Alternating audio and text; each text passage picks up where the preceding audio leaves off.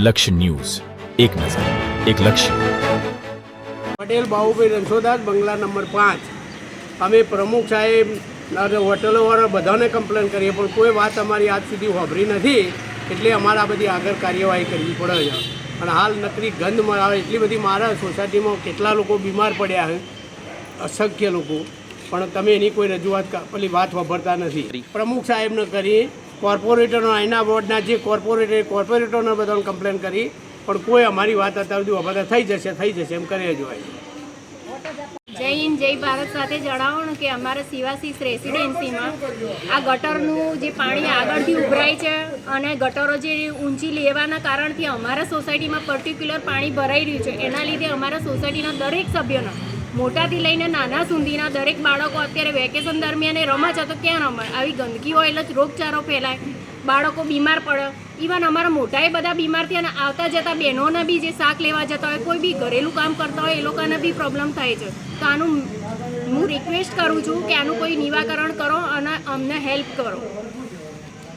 છેલ્લા 1 મહિનાથી શિવાશીષ રેસિડેન્સી સોસાયટીમાં ગટરોના ઉભરાવાનો પ્રોબ્લેમ વધુ પડતો ચાલુ થઈ ગયો છે અને છેલ્લા 7 દિવસથી તો ગટરનું પાણી સોસાયટીના આગળ એકદમ જામ થઈ ગયું છે, જેથી કરીને અમારા વૃદ્ધ વડીલો તથા નાના બાળકો બીમાર થવાની ફૂલ શક્યતાઓ વધી રહી છે. અને જો બીમાર થયા તો પછી સાજા થવા માટે બી સોસાયટીને બહાર જવા માટે કોઈ રસ્તો નથી. બંને બાજુ જે ગેટ છે એ ગેટ બી પૂરી દીધેલા છે અને મેઇન ગેટ જે રસ્તો છે એ રસ્તા ઉપર પાણી જામ થયેલું છે. તો સત્વરે આની પ્રક્રિયા ઝડપી સક્રિય બનાવવા માટે નમ્ર વિનંતી છે. હા, હું ધીરુભાઈ રામજીભાઈ આહિર, શિવાશીષ સોસાયટીના પ્રમુખ. મારી એક રજૂઆત છે અને અમે વારંવાર પાલિકામાં રજૂઆત પણ કરી છે.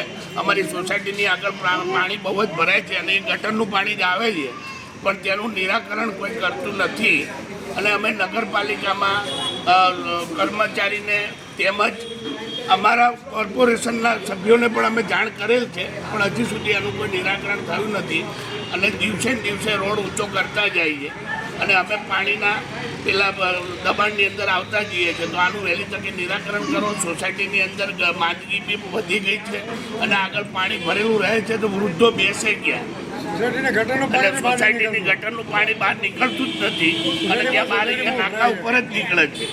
આગળની લાઈન ચોકઅપ કરી છે, કાર્ય સારું કરે છે, નવી ગટર બનાવીએ, પણ જૂની લાઈન ચોકઅપ થઈ ગઈ છે એને ખુલ્લી રાખે એવી અમારી વિનંતી છે.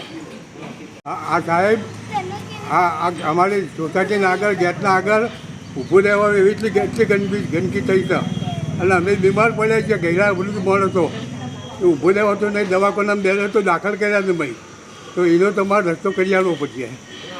આજુબાજુની વસ્તીને અમારા મોટો સોસાયટીમાં 100 મકાન છે અને આ બધી અમારી બધી આ બહેનો બધી તૈયાર થઈ જઈ છે. રજૂઆત કરે 1 મહિનાથી ચાલે જ આવું. અમે ક્યાં દઉં. ઓકે, હા બસ.